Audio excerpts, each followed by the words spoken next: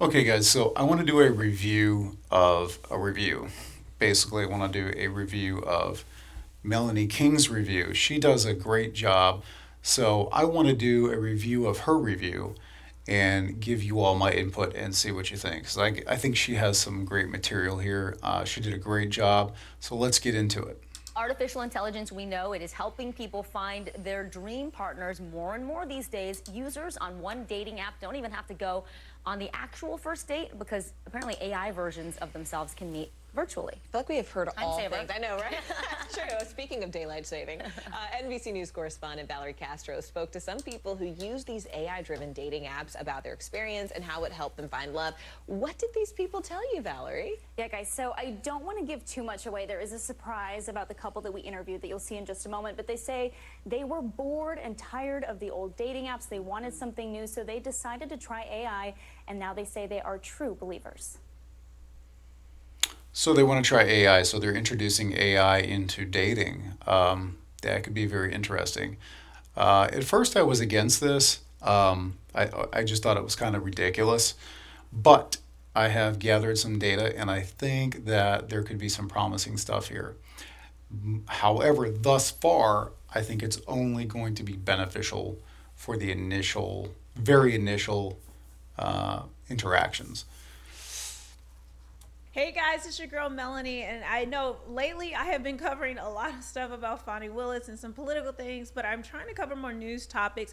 But as you guys know, my roots are and how I started was talking about dating and relationships, and mostly how the As a side note, I think it's good to cover politics and news and stuff. I used to do that, so I think it's very important. dating market has become a feminist feeding frenzy, and basically the majority of women out there on the dating apps, the vast majority of women are going after the top percentage of men. It used to be the top 20%, then it was reduced to 5%, to 10%, then 5%, and some data came out on Tinder that's showing it all the women are clamoring for the top 1% of men. And we know these Wow, so 20% to 10% to 5% to 1%. That's wow. That I don't even know what to say about that. That to me just seems crazy. I wonder if that data is correct, but that's that's going to have if that's accurate, that's going to have a tremendous amount of repercussions on our society for multiple reasons. men are it's usually based on looks, based on attraction, based on these standards, and really unrealistic standards that women in the West have been taught are okay. That they if a man they want 666, the mark of the beast. They want a man who's over Mark of the beast. That's an interesting comment, interesting observation. feet, makes over six figures, and has a six pack, or as they say, well above 6 inches. Whichever way you wanna put that. But we I like how she did that little hand thing there, and she was like, whichever way you want, however you want to put that. That's great. know that that has hurt not only the dating market, marriage, and relationships, but it is also the birth rate, the economy, and even our political systems, because we know there is a giant push to make women more liberal while men are more logical, more Yeah, and she's right there. So that's it's having an effect on all of those things that she just mentioned. A huge effect on all of those things she just mentioned: the economy, the family, et cetera, et cetera. Like I just said, it's going to have major repercussions for our society. But yeah, she's right. That's very accurate. more thinking, more traditional men. The vast majority of men And there's even a chart. You guys can go out there and look at it.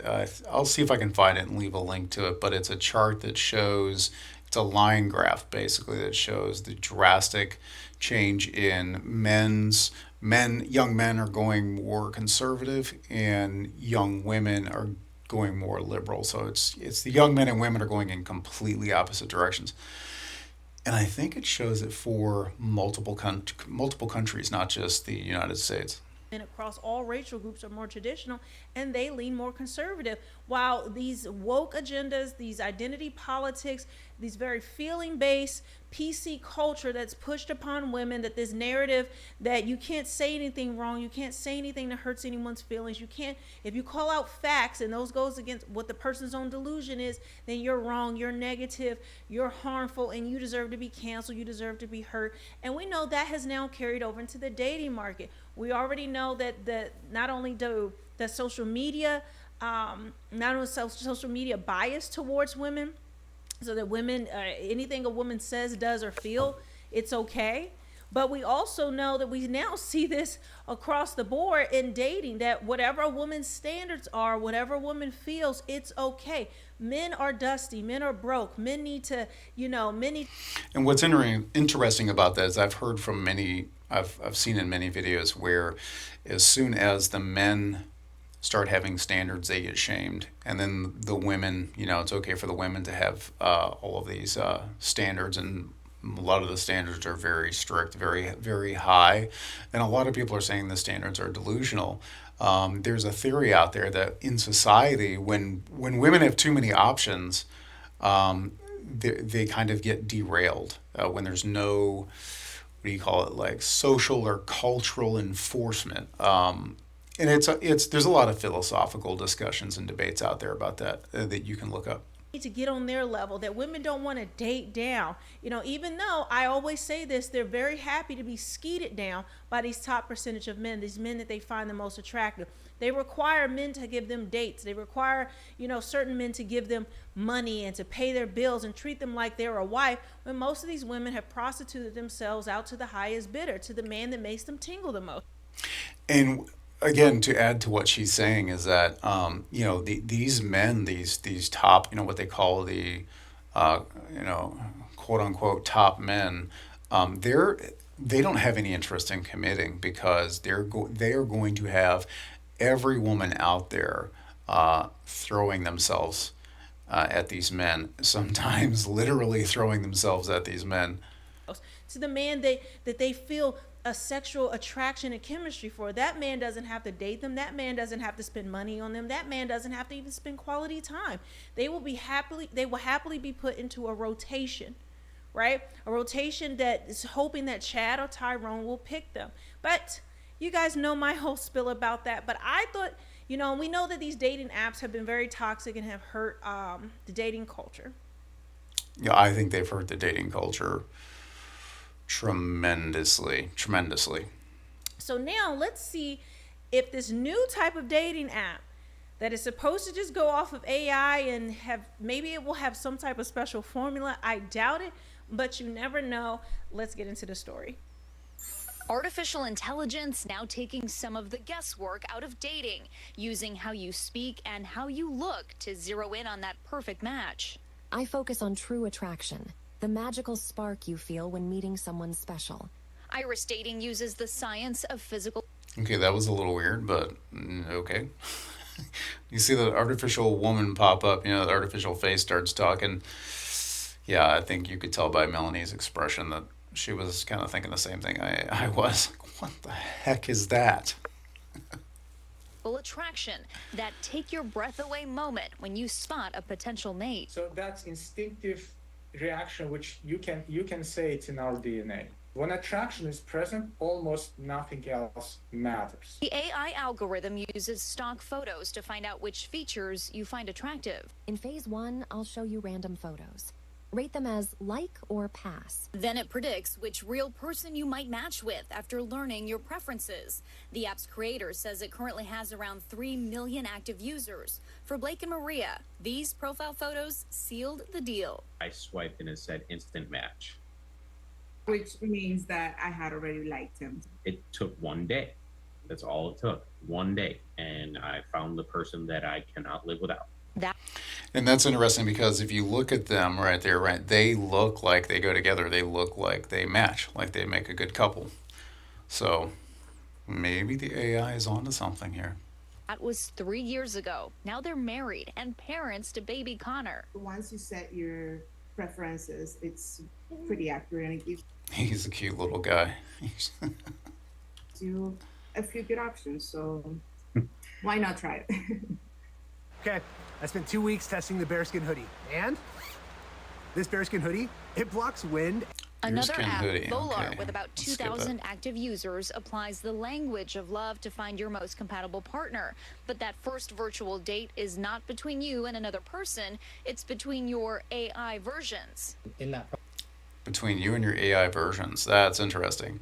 By the way, that advertisement that popped up there, the bearskin hoodie, that's actually a pretty cool name for a hoodie. Bearskin hoodie. Creative marketing there. But yeah, these AI apps are, as it says there, dating apps incorporate AI to help users find their perfect match. It's interesting. All right, let's see. Let's see what else it says. process of onboarding, it creates an AI version of you that will then go on dates with other people's AIs. Founder Ben Chang hoping Volar cuts out that awkward getting to know you phase. It just tries to talk like you. So how you text, are you serious or are you more casual? Do you use abbreviations? Do you use emojis? After that, it's all on you. You need to talk to another human. A recent survey by Cosmo and Bumble of And that's interesting. They talk about that too because a lot of people do use. Some people are very brief in their texts. Some people are more animated. Some people really like to use the emojis. I like to use emojis, and that does say something about your personality, definitely. 5,000 singles ages 18 to 42 found 72% agree that while AI can be helpful in dating apps, there is no replacement for human connection. And I think that's important to remember. While AI can be helpful, I think we've got to be careful, to keep there's a fine line where, and we have to maintain that line, in my opinion, where we cannot let AI invade things too much because there's always going to be a human element, a human connection, as it says right there. What were traditional dating apps missing that you thought AI needs to have a role in this to make this easier? I think that dating apps, the last revolution was on photos, which is great. But what it's missing is real connection and chemistry between people. The matchmaker may be Melanie's shaking her head. She's like, I don't know about this. No. This. artificial, but the outcome for some, By the way, her hair looks really cool like that. real life, genuine relationships. I've seen multiple videos of hers where her hair looks really cool. But I don't know. I mean, these people look like they're happy. Let's see.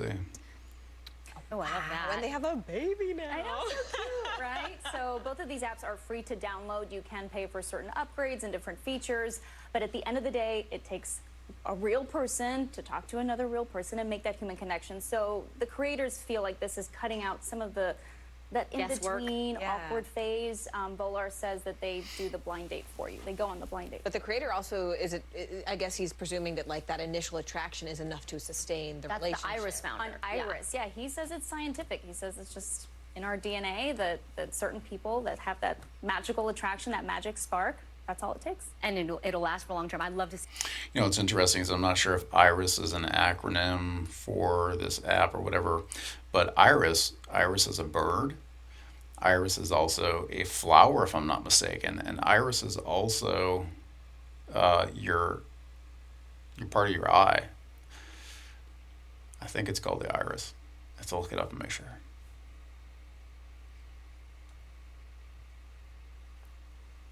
See the data on. And you know what? I actually like this. When I first heard about it, I'm like, I'm a little leery of these types of things. But we've talked about like how can there be a dating app or something that bypasses what a lot of the prejudice that is built in for men. I did talked about with Bumble in there. I did a video saying, Bumble's had to fire almost 40% of their employees because revenue is down because they're not getting people on the apps. It is a very feminist app that takes away all power and all authority and equality away from men, where only women are allowed to message, only women are allowed to do these things. If they had an app like that where men were able to do that, well, one, women wouldn't even sign up, but two, we already know they would call it misogynistic, part of the patriarchy and all these other things. So how do we get around a lot of these? So yeah, she's making some good points there, and it's just going to be for initial interaction. I've even had some of the dating websites, even one that uses I won't say the name of it. I don't want to give them a free plug, but there's a dating website out there that actually uses matchmakers that are paid thousands of dollars to match people up. And they're I had quit using them, and they're sending emails. Hey, will you come back? Now I didn't pay thousands of dollars, but the women. I guess there was a lot of women on there. I joined the site for free, and there was a lot of women on there that were paying hundreds, if not thousands of dollars. And I know this because some of these women told me for these matchmakers to match them up. Well, eventually, long story short, I left the website. I went out on a few dates. It was really cool. We had some fun, but nothing, no real serious connection or anything. And as far as long term, and eventually I just quit using it. I think I used it for like a couple of years or something like that. And then now they're emailing me, hey, this and that, and they're trying to get me to come back, and it's not just generic emails; it's emails sent to you specifically by the matchmakers. So these Western ideals, these things that have destroyed relationship, where we know women, for the most part, and I'm not trying to browbeat on women, but guys, I've done the research. It's out there. Just take a look on YouTube or anywhere else. Look at the studies. The data shows it, that women are the ones that are out of control. Women are the ones that have become polygamous, sharing the same man. Women are. So what do you guys think about that? She's saying that the data shows that, women are the ones that are out of control, and they're being polygamous, and they're sharing one man. So what I think is happening is they're sharing the top 1%, right? Because hey, like we said earlier, the top 1% guys are going to be they're going to have women. They don't care. They're going to have women throwing themselves at them. Like I said, sometimes quite literally. So they don't care, if these women want to be polygamous. And so what's happening is it's not giving either side an incentive to commit. The men, these, top 1%ers, or even top 10%ers, top 20%ers even, they're not going to have an incentive to commit because all these women are chasing them. And the women, if they want commitment, they're not going to get it. So are the ones that are dating or wanting or sleeping with these top men, and then they call it dating, but really it's just hooking up. And when those men don't commit, when those men don't really want them, then they feel as though any man that's on their looks level, any man that's on their level, well, now she's dated down. But again, I keep saying it, she doesn't mind being a DNA receptacle or a skeet down for a top guy, a guy that she wants. There's some other choice words for that I won't say here, but that's what ends up happening. A DNA receptacle is a very nice way of putting it, but yes. To compete for. But if we want to get back to the basis, get to the roots, it's almost like we need technology to bypass these layers, these things where a person has to connect with you first. And that's talking about that second one, where it's really talking about how your personality, how you interact with each other. I don't know how this first date thing works, where it does it for you. That to me is crazy. I be very. Yeah, I gotta agree with her there. That's it just seems a little weird. Hey, maybe it's because people like herself and myself, I'm assuming she's the same way, where we've experienced such different things, like where it was just simply human interaction. Very interested to test that out, even though I am in a relationship. It'd be very curious to test that out and see if it actually works. But this could be a way to even the playing field, at least somewhat. So what do you think about that, Melanie? What do you think about that? Testing it out like that. Let me know what you think. Those two people that matched, they weren't exceptional looking. It looked like they both were kind of a match and had realistic standards. That guy to me didn't seem exceptional in any way. I would say he's very average, maybe even a little bit low average in terms of the Fibonacci scale and the ratio of attraction in terms of what he looked like initially. And I only bring up him is because women are very critical on how a man looks.